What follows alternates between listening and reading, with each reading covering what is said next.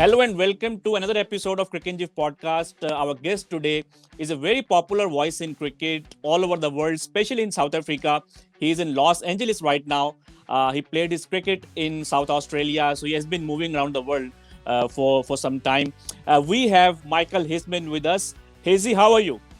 Thank you, Muzza. I'm very well, mate. Nice to chat to you. I hope you're well as well. And staying safe, of course. Yeah, the situation here right now, it seems to be under control. But as we know that US has been badly hit by this pandemic, over 80,000 deaths. But I assume that the situation in California, where you are, it's relatively safe.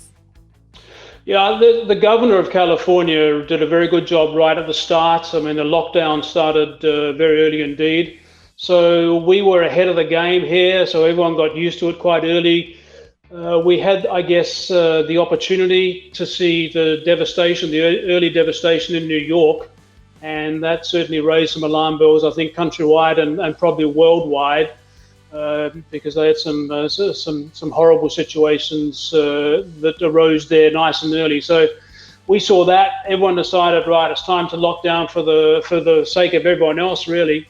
And that's what happened. And subsequently, I think we're still ahead of the game, although the cases seem to be rising just a little bit at the moment, but it seems to be pretty much in control. And California still hasn't opened up. A lot of the other country, a lot of other states in USA have opened up, which is a far from ideal situation when this has not been controlled. So California is okay at this stage. As you said, I'm in Los Angeles, and it's eerily quiet, as you can imagine, because it's a city that buzzes a lot, but we all understand the situation. We understand we've got to be careful, and we understand that we've got to take this slowly. And how are you passing your time in this isolation? I mean, what are your activities these days? Have you spotted any person who missed his belt loop? No, I haven't. That's one thing I've probably missed. I mean, as you know, and I don't know if your viewers realise this, but Muzz, you're a man of stats, and importantly, you're a man of who comes up with what I call nuggets of information. And I am the worldwide champion of spotter of missing belt loops. And I generally get one a test match and sometimes one a one-day game. I've had some very big ones over the years. I've had Ian Chappell. He might be top of the list for me. I've had Sonny Gavaskar. He's right up there. I've had Sean Pollock. He's a good one.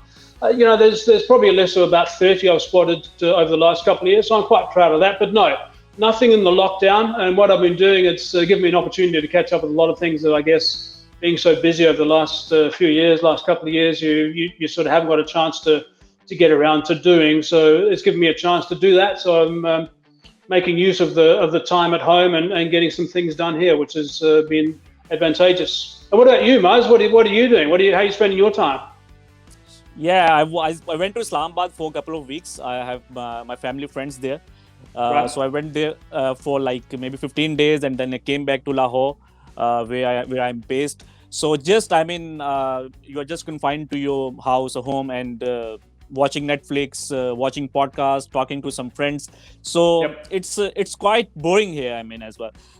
So Hazy, now talking about cricket, how do you see cricket's future from here? Do you think that we will be seeing something different in cricket after this COVID-19? I think we definitely will, but I'm going to say something here which I think is different from what most people are saying at the moment. I'm reading all this stuff in England about being biosecure and the test series being discussed between England and the West Indies. And I guess in a situation where I can see what's happening in the States and what's happening with sport in the States. I mean, they're saying that baseball is going to start in a different format, but it's going to start as of the 1st of July. They're going to go into camp for a couple of weeks before that. Then, of course, the NFL, which is starting in September, they're saying that's going to be on schedule. There shouldn't be too many problems there. But I think what's happening with baseball is really interesting, and it's something that needs to be taken notice of. What they're doing is limiting the travel. So they're only identifying a couple of key areas where all the games are going to be played. They're not having the leagues they had previously, so they're going to be mixing up the leagues a little bit. For example, this hasn't happened before, where the LA Dodgers, are going to be playing against the Angels from Los Angeles as well. The Yankees will be playing also against the Mets, and that doesn't happen either. They're normally in different leagues. So I think this is quite sensible, where they're rewriting things and working out the best way that things can happen. Now, what I'm reading about England going to camp for like 70 days and making sure that everyone's biosecure and they can't leave that camp and everyone's got to be together. And even a situation where Joe Root, as captain, his wife is due to give birth. He's even saying that at the time that the baby's born, that he's probably not going to leave camp because he's got a job to do to play for England, which is right. That is his job. But, it's a pretty special situation to be around when your wife's giving birth. I think that they're overthinking things a little bit. I mean, my solution to this, and I'm talking about the players at this stage, my solution to this is, for starters, to make sure we get tests for COVID-19 that are pretty much 100% foolproof. Because at the moment, the tests that are being used in the States, and I'm presuming it's the same around the world, are only running at about 80%. So there's a 20% chance of a false negative. So I think that's poor for starters. The other thing is, I think that you get the tests that are good, that are proper. You obviously keep the teams together as you normally would in a touring situation. Yes, you're going to limit their activities after playing hours, and the players have got to accept that. But you don't go over the top about it. I mean, you're going to have special caterers organised, and that's just how the world's going to be, I think, for sporting events going forward. But you've got to make sure the players are tested twice a day. Now, if you know that a player fails a test, which is pretty much 100% foolproof, then there's a real problem. So that player needs to be replaced. So someone has to come into that mix. Now, there's going to be a bit of time, and how long that time is before he joins the squad and can get in amongst the other guys is obviously something that needs to be discussed by the medical experts. So I think the ICC need to get some medical experts on board to run this whole thing and make sure it's run properly without being crazy about it. Now, if baseball starts in the USA in July, if cricket gets underway also in the UK in July, which is what they're talking about with that tour of the West Indies, and yes, I know that Pakistan are keen to be there if the West Indies tour doesn't go ahead during that time. So it's a situation where they've got to strategize this properly. They've got to be really sensible about it without being ridiculous about it. Because, as you know, Muzza, I mean, you can get totally carried away by this. I mean, at times in the States, we've been warned about all sorts of ridiculous things, like, make sure you put gloves on, you put proper gardening gloves on or thick gloves on before you get your mail from your letterbox. I mean, things like this. So I think they've got to sit down and work it out. I'm a little disappointed that the ICC hasn't taken a lead here, because I think they need to, in conjunction with the various boards. And the bottom line is the players want to play. There's so much money that's been lost by the boards. There's so much activity that's been lost by the broadcasters. And I think common sense has got to prevail here and get this going and just not be over the top and crazy about it. So I think it's a possibility down the road. Yes, crowds are going to be a bit of an issue, but what's to say it has to be totally no crowds? I mean, we all know that 6 feet is the social distancing. Maybe it's 10 feet, who knows? But, so you've got a stadium which they've just built in India, which holds 100,000 people, or the MCG, for example, which is close to that. So you get 10,000 people in there. I mean, I don't know. These are things that need to be thought about. But I think there needs to be some sensible advice here without sort of everyone throwing up their hands and thinking this is too scary. That's how I feel about it.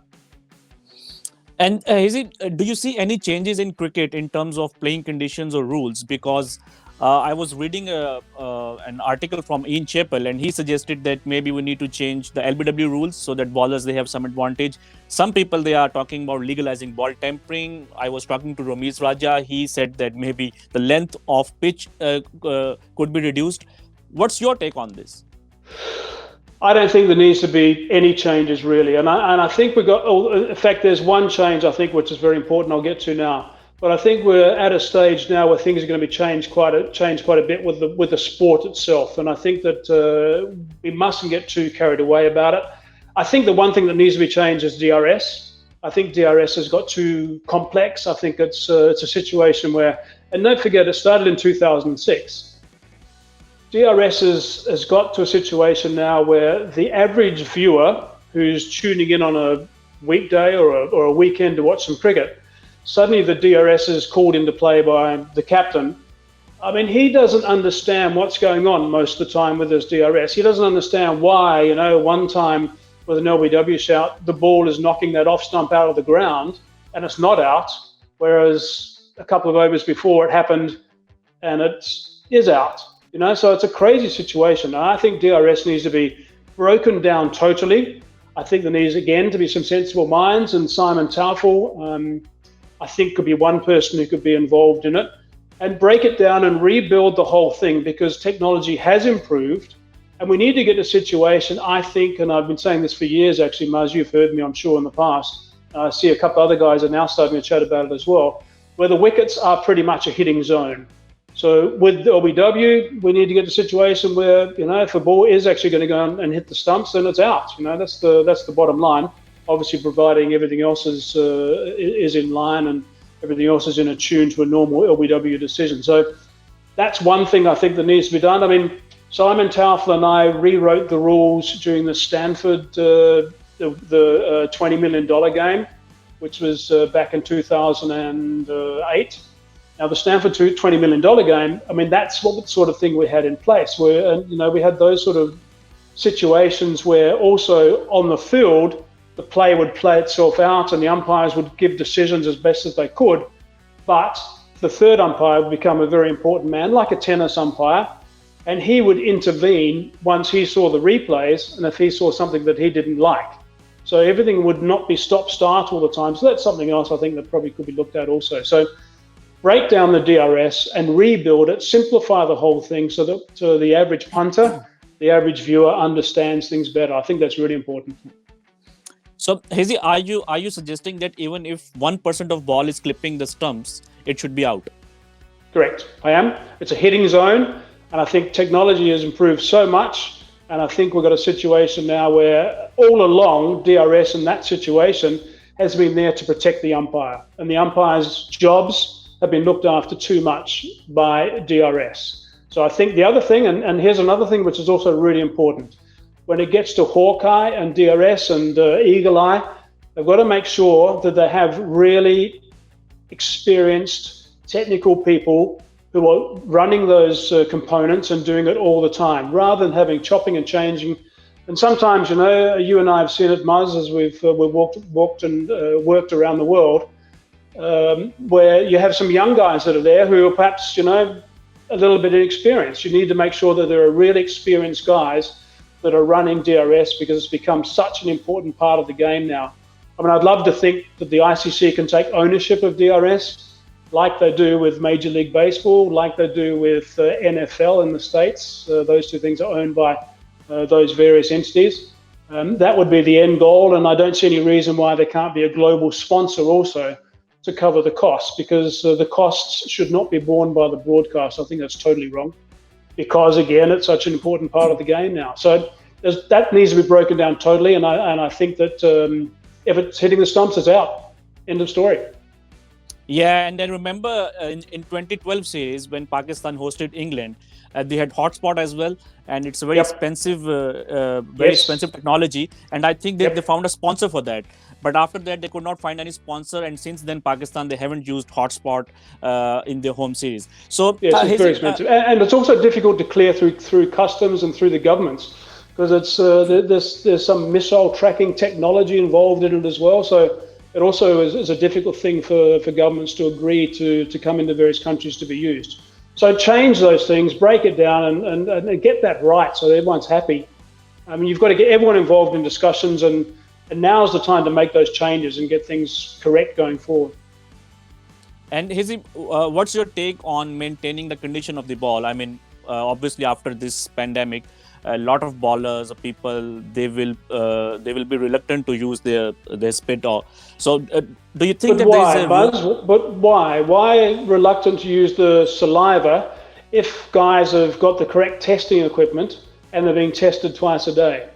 Then you can do it, surely, because you're going to have perspiration around the place anyway, and that's going to be an issue without saliva even being present. So I think if the guys are tested all the time, then we just continue as normal. That would be my call. And all the guys in the park know they're clean, know they're fine, and know they're healthy, so it can continue. and whoever comes in and plays the game and replaces an injured player or replaces someone who has unfortunately got COVID-19, then that person is also going to have to go through the testing to make sure he's also clean. Yeah, Hazy, and I have one more question related to this. I mean, not related to ball tampering or condition of or maintaining the condition of the ball, but as you said that everybody will be tested. But what if even one person, I mean, who's not even a player, he's a match official or working in the ground, if he gets positive, then what happens to other people or other players who are at the same venue? One's fine, and I'm only going from what the experts are saying. Dr. Fauci, who's the worldwide expert and has been very instrumental in comments in the USA. Dr. Fauci was saying, in fact, it was just this week, he was saying that if one player, and he used a reference player in respect to NFL, so he's saying that the NFL season at this stage should continue on time and there shouldn't be any problems with it. But what he's saying is if one player goes down, then that's fine. Then you can safely say that that one player's got the disease and he can be replaced, or got the virus, I should say, and he can be replaced. But he's also saying if two guys go down and they're in a close circle of mates, and the two guys are mates, but they're also in a close circle with maybe 3 or 4 other guys, then you might have a bit of a problem. But he's saying at the moment that if it's one guy, it's okay. But I also go back to the fact, and this is working with tests that are only on 80% proof. So I'm also going back to the original thing, and I mean, we can send people to the moon. We're talking about sending people to Mars. We're talking about doing all sorts of crazy things. How come we cannot find a test which can be sent around the world that is 100% foolproof? So if you have that 100% foolproof, then you make sure you test all the other guys, and if they're good and they're tested twice a day, then it's fine. If the one guy has caught something, then he's gone. And Hazy, South Africa... And also, Mars, one other thing, if a stats man is not good enough, we don't test him, he gets kicked out anyway, straight away. Yeah, I'm joking. I think that will be... Yeah. No, even if you are serious, I mean, then commentators, they might struggle to do commentary if there is no stats man. Good point, touche. So Hazy, now talking about South Africa's cricket, South Africa, their series against India was postponed. Their tour to Sri Lanka is also postponed, and they have some really important cricket coming in the home season. They are due to play Australia and Sri Lanka, and then they are also due to tour Pakistan. So how do you see the scenario in South Africa? Do you think that by the time the home season starts, they will be able to host some cricket? So I'm listening to some very positive things coming out of Australia. Now, Australia is saying at the moment that they think there's a good chance that their season could start on time. Now, that again would be good news. So let's think about it. You have baseball going on time. You have NFL going on time. Hopefully, fingers crossed, English cricket goes on time. And that's a trouble spot, as you all know, with COVID-19. Hopefully then Australia happens on time, and also, thank goodness, South Africa's got Graham Smith as Director of Cricket, and also Jacques Fall as the CEO. Now I'm taking away the acting title there for Jacques Fall because I think he should be permanent, and he needs to be talked into being permanent because he's an outstanding administrator and doing a wonderful job. And they're two very sensible guys, Smith and Fall. And I think that India is due to come to South Africa now and play 3 one-days in August. So that could be the catalyst. We all know how important an India tour is financially, so they're going to be working hand over fist to try and get that going. Also needs to have government approval, of course, and that's really key. England had government approval literally 2 days ago to play games in front of at major events, sporting events at major stadiums. So there's going to be a push for that to happen. And once people do it and do it successfully, then I think we're going to be okay. That's someone's got to take the first step forward, I suppose. And South Africa hasn't been hit too bad at this stage, and let's hope that is not the case. Well, let's hope that is still the case going forward. Australia also, I mean, they've had very few cases really, if you think about it. One other thing, Mars, and I think this is something that people have missed as well. Just one other thing that's really important. I think that again, people need to be really sensible here and make sure that these tours, these test series, are played at venues that are not hit badly by COVID-19. Now, the West Indies Cricket Board offered to host England for their series. Now, the West Indies in its entirety hasn't been hit too bad. Yes, there have been 1 or 2 regions that haven't been great.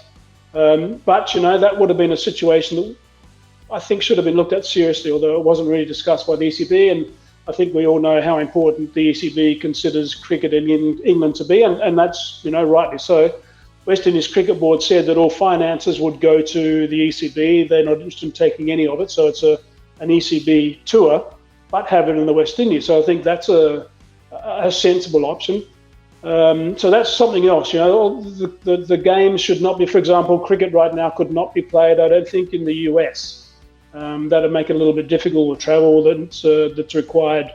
But of course, the internal sports, as I mentioned before, are already in the US, so it'd be okay. But that's also important. So I think it's something that going forward that's really got to be addressed properly. And what was the point of that question, Maz? Sorry, I got sidetracked, I think, there a little bit. Sorry, I lost you. Can you repeat your question? Maz, what was the guts of that question you asked? Sorry. Yeah, so I was asking that will South Africa be able to host by, let's say, October or November?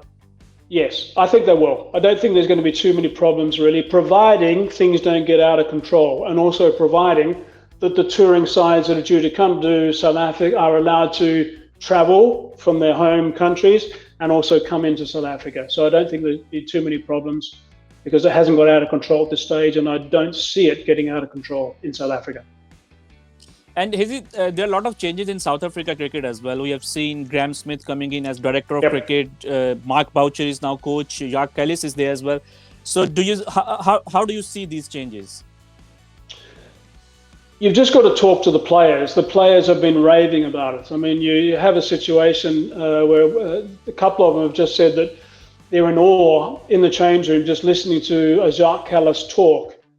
Someone they've watched for years and years and years on the box, and just to listen to him talk and the advice that he passes on, the guys are in awe. Same with Mark Boucher. Mark Boucher is a very determined character. We know that. Mark Boucher, I think, was exactly the right person to take over the role with England coming in at the time they did, because Mark Boucher, he wanted to make sure they were ready. They were ready, and England had some problems with their illness in their camp in that first test. The bottom line is South Africa then won that first test, but unfortunately didn't kick on after that. So nothing but positive news coming out of the camp. And as far as we're concerned as broadcasters, that's the same thing. And I think pretty much that's the general feel from the public. I think maybe there could be one or two changes. I think I'm right in saying that Jacques Kallis' contract is up for renewal, up for rediscussions. And also Paul Harris, his contract also is up for rediscussions as a spin bowling coach. So there's a couple of changes that could possibly be made, but I think the changes were really good for South African cricket. And if you've got the best guys around, you've got to utilise them. And Hazy, if we look at South Africa's performances, they are right now number 6 in the Test rankings, and there was a time when they were number 1 for a long time. And I think there was a phase when they did not lose any away series for 9 years. I mean, they won 3 series in a row in Australia. They were a brilliant team. And then they struggled a bit. I mean, last year in World Cup, they won only 3 games. So according to you, I mean, what was the major reason behind that slump of form? I think it's a bit of a rebuilding process. I think, when you lose some real big stars, and that's what happened over a period of time. And I think maybe the eye was off the ball in making sure that guys coming through were the right guys to replace them. And perhaps that succession of excellence wasn't as good as it perhaps could have been. I think all teams do have these slumps, Muzz, and the quality teams don't have these slumps for long. And I think that's important. If you get a side like South Africa that went up to number 1 under Mickey Arthur, and then of course went down a little bit and then came up again and went to number 1 under Gary Kirsten, when obviously Graham Smith was captain both times, and then went down again. So losing someone like Smith is important. Losing someone like Jacques Kallis, of course, and that was before Smith was massive as well. And then of course Mark Boucher. So you've got to give a little bit of time. We mustn't forget the fact that there's a whole host of players who have gone to play in England and have taken the Kolpak route to play in England. And from one reason or another, whether it's family security or the lure of the pound against the rand, has got them there. But that's another option. Some 40-odd players that were playing first-class cricket in South Africa, if I'm not mistaken, have taken that route. And that's going to be interesting itself to see what happens. I mean, the Kolpak's falling away. Will those players then be converted to overseas players, or will a whole host of them end up returning to South Africa to try and ply their trade and play at a domestic level and try and get back into the international lineup? So yeah, it's disappointing that they did go down, but I think you'll find under someone like Boucher, under someone like Smith, I think you'll find that there'll be a bit of an upward curve not too far away. And Hazy, you talked about Kolpak deals, and maybe a couple of hours ago, I read the news that Vernon Philander's contract with the county has been terminated, and he retired this year as well. So, do you think that he might come back now? I don't know. Vernon was saying that his body was going. He needs a bit of rest. He's a little bit tired, and going to play county cricket was the right move for him. He will have to reconsider. I would imagine that someone like Vernon Philander is someone that Cricket South Africa doesn't want to lose. I know that they had plans to use him to bring through some players of excellence throughout the various provinces in South Africa, and not necessarily play anymore, but just help. I mean, Vernon's no spring chicken. We know that. He's not the quickest bloke around on 2 feet these days. But gee, what a match winner you can be when the conditions are right. And Cricket South Africa would love to have the option of him around the place now, but it's disappointing for him that things haven't worked out how he thought they were going to be from a situation that's going to finish his career in the UK. So that's disappointing. I have no doubt that also the lure of the pound certainly helped his decision, but that's fallen away now. Cricket South Africa need to use him to bring players through. Be great to use him to get some wickets at international level as well, again on the Test arena.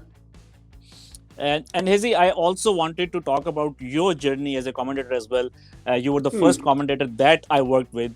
Maybe you remember that in the South Africa series in 2013. And I've always been a great admirer of your commentary and your broadcasting skills. So I just wanted to ask that you used to play cricket in South Australia, then you moved to South Africa. So what inspired you to become a commentator? When I was playing cricket, it was something I always kept an eye on. So when I was playing cricket for South Australia, in Australia, I played it, and also when I was playing at Leicestershire, it was a similar situation with radio. And then when I came to play in South Africa, I did the same thing. Whenever a broadcaster was broadcasting one of the channels of broadcasting a game that I was playing in, I always let the producer know that I was happy to help out if they needed some assistance. And 9 times out of 10, there was a half hour here or a half hour there where I would get an opportunity to do some commentary. And clearly you'd like to be out there making runs, but sometimes you weren't. So when my side was batting and I wasn't doing much, they would call me up and I'd get involved and do a little bit of commentary, and obviously not just commentary, but also give some background to about some of the players to some of the broadcasters on air. So that was one thing. And I think that it's something I always had an eye on when I finished playing cricket, and I was at the right time, at the right place. Actually, this is an interesting story, and every commentator has got a story as to where it all started.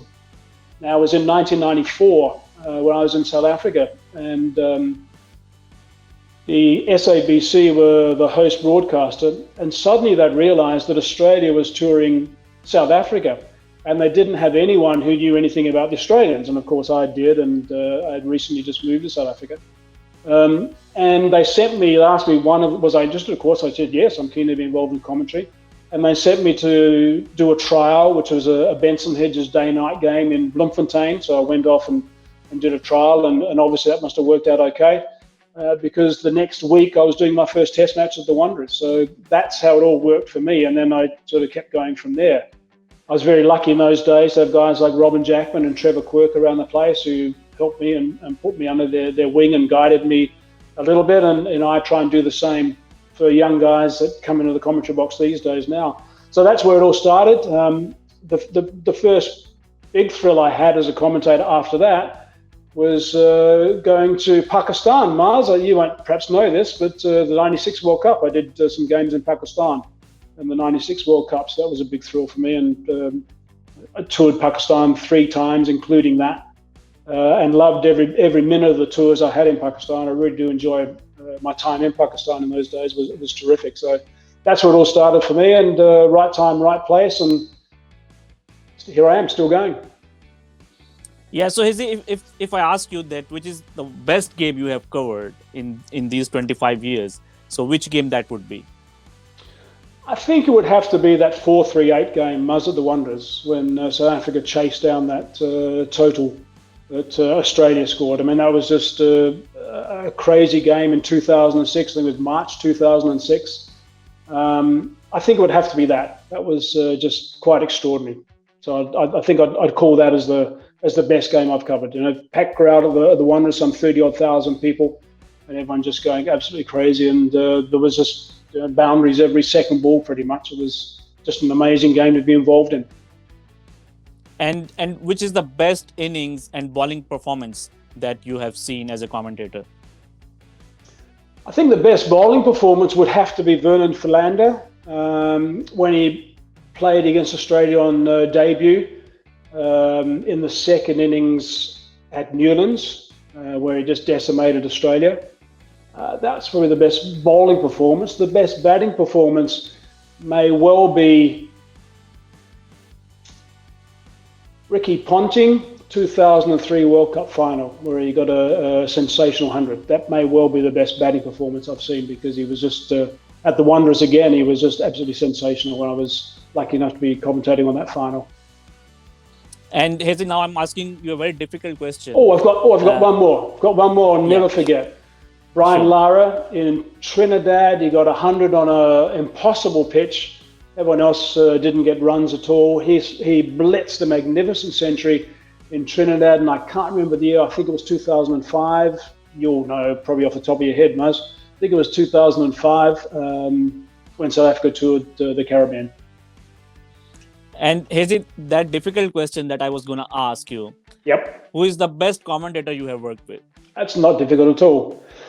Best commentator I've ever... Did you say worked with? Sorry, did you say worked with? Yeah. Like Richie sharing Benaud. mic with Richie Benaud. Easy, Richie Benaud. It was also that 2003 World Cup final. And what was so special about him? The aura about Richie Benaud. I remember the morning of that World Cup final at the Wanderers. He came up and had a bit of a chat to me, and I suddenly was walking 10 foot tall, because the first words he said to me, he said, Mike, I always enjoy listening to your work. And that was just amazing for me to hear that from the great man. And then to spend the rest of the day probably doing 3 stints with him. That was just sensational to be alongside him. To also, when you're working with a commentator, one of the important things, and people will know from the way I commentate, and I guess the energy that I have when I do commentate, it's pretty much chalk and cheese to the way Richie commentates. So to find the right rhythm to commentate alongside Richie, I found interesting that it was so important to actually match that. And you've got to do that with the commentators as well. And I wasn't doing lead, obviously. I was doing colour. Richie was doing lead, of course. But he was in his normal sort of pace, and I could get up there occasionally and get animated and whatever, but I had to make sure that I came down and tried to gel as best I possibly could in the same mold, if you like, the same rhythm that Richie was going with. And I just found that fascinating, that Richie was encouraging it. He was just terrific to work with, and so easy to work with. That's one of the best things about it. When you finish a half-hour stint, and I've been doing this gig for a long time now, but when you finish a half-hour stint and you've had a half hour and you've sort of sit back yourself, and you often do this, and you think back and you think, gee, that was just nice. It was just had a nice feeling about that half hour of commentary, and you sort of hope that sort of came across also the broadcasters. I mean, that's pretty rewarding when that happens. And Hazy, last year we saw a couple of great innings. One from Ben Stokes in Leeds in the Ashes, and the other one was from Kusal Perera against South Africa in Durban. Sure. So if you have to compare these two innings, what's your take that who like who was the best, because there was a lot of debate. There was a lot of debate on social media when Ben Stokes hit that century. Ben Stokes. Ben Stokes is easy. I mean, what Pereira did was sensational, but Ben Stokes, in my mind, was absolutely sensational. The way he controlled things, the way that he paced himself, the way that he worked with his partner, the way that he took over the game. I mean, it was Australia against Ben Stokes. It was simple as that. In that cauldron, I mean, it was just wonderful to watch. So, in my mind, there's really no comparison. Two magnificent performances, but Stokes is head and shoulders the winner as far as I'm concerned. Yeah, thanks, Hazy. It was pleasure talking to you. It was great talking to you. Thanks for joining us, and I hope that everything around you is fine. It will stay fine, and Thanks, hopefully, very soon, we will be meeting each other in some commentary box. That'd be great, mate. I got one question. Can I ask one question for you? Yeah, sure. Where did your stats game start? How did you get involved in stats? Yeah, so it's a very interesting story actually. I used to write blogs for Cricingif and Wisden as well, and I was very active on social media. First there was Orchid, then there was Facebook, and then there was Twitter. So Twitter is more of a professional thing. I mean, where a lot of media people are. So there was a series between Pakistan and Zimbabwe in 2013. And Haymad Buch, he used to be in 10 Sports at that time. So I approached him and I said that I can do some stats work, and I've been writing some articles as well. And luckily, I mean, they did not have any stats person for that series. So they used me remotely from home, and I sent them some graphics, some stats. And remember, Pommy was on air and he gave me a first mention. So right after that, there was a series between Pakistan and South Africa. So Hemant, he liked my work, so he gave me that opportunity. And then a month later, I was sitting right next to you, and I remember that the first stat that I gave you, was about Shan Masood. He was only the third Test cricketer who was born in Kuwait. And then also it was Zulfikar Baba's debut. He was very old at that time. So yeah, I think, and honestly, it's not that you are that I'm talking to you. I think that you motivated me a lot. I remember getting a phone call from you after that first Test match in Abu Dhabi, and you appreciated me. You liked my work, and that is when I thought that maybe I can have a career in this field. Oh, great! Oh, I'm pleased to hear that. I think you do a wonderful job, and I think, stats to me, as you know, Maz, is so important. I think it certainly adds a great deal to a broadcast, and I think what people want to hear also. What's my favourite little word, Maz? What's my favourite word when it comes to stats? Nuggets. Yeah, little nuggets and things like, for example, that, what's one I can think of right now? That Mitchell Stark's got a brother who's an Olympic high jumper for Australia. I mean, they're the things that people want to know. That Mike Hussey, as a kid, batted right-handed, but Alan Border was his hero, so he decided to turn around and bat left-handed. I mean, they're the sort of things that people want to know. I think little nuggets like that, and you are superb at bringing those little things which are not the basic stats, and I think that's something that adds a great deal to broadcasts. Always nice to work with you guys. Yeah, thanks a lot, Hazy, but it's been long. I mean, last time we worked together was 2014 series in Sri Lanka. And we met in 2015 World Cup as well, but we haven't worked for like maybe 5 years. But hopefully after this pandemic is over, we will be meeting again and we will be working together. That'll be great, Maz. That'll be terrific. Thanks for your time, mate. Thanks. All the best and stay safe. Same to you.